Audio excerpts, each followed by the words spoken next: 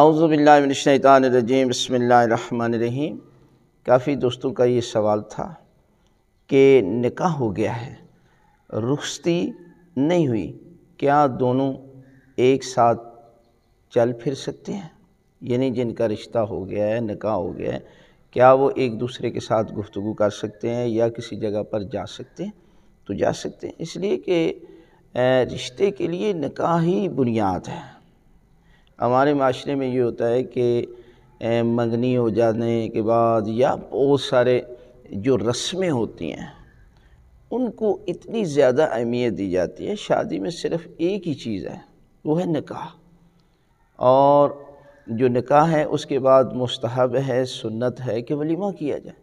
باقی تو یہ جتنے مسائل ہیں، یہ رسمیں ہیں، مہندی کر رہے ہیں، کچھ جو ہے وہ 7 10 دن تک جو ہے وہ بہت سارے پروگرام منعقد کر رہے ہیں۔ یہ ساری کی ساری گمراہی ہے اور اس کا نتیجہ جو ہے وہ ہلاکت ہے۔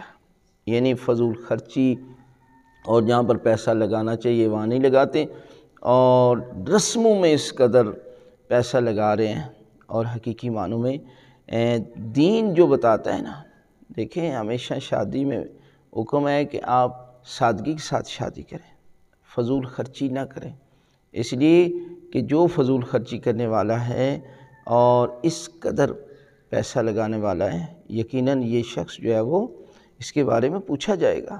ایک ایک پائی کا حساب کے بارے میں آپ کو سے جو ہے وہ پوچھا جائے گا۔ لہذا آپ سادگی کے ساتھ یہ عمل کریں، اور جب نکاح ہو جاتا ہے تو یہ میاں بیوی ہیں، یہ ایک دوسرے کے ساتھ گفتگو بھی کر سکتے ہیں اور ایک دوسرے کے ساتھ جو ہے وہ سفر وغیرہ یا کسی جگہ پر بھی اکٹھے جا سکتے ہیں، کوئی مسئلہ نہیں ہے۔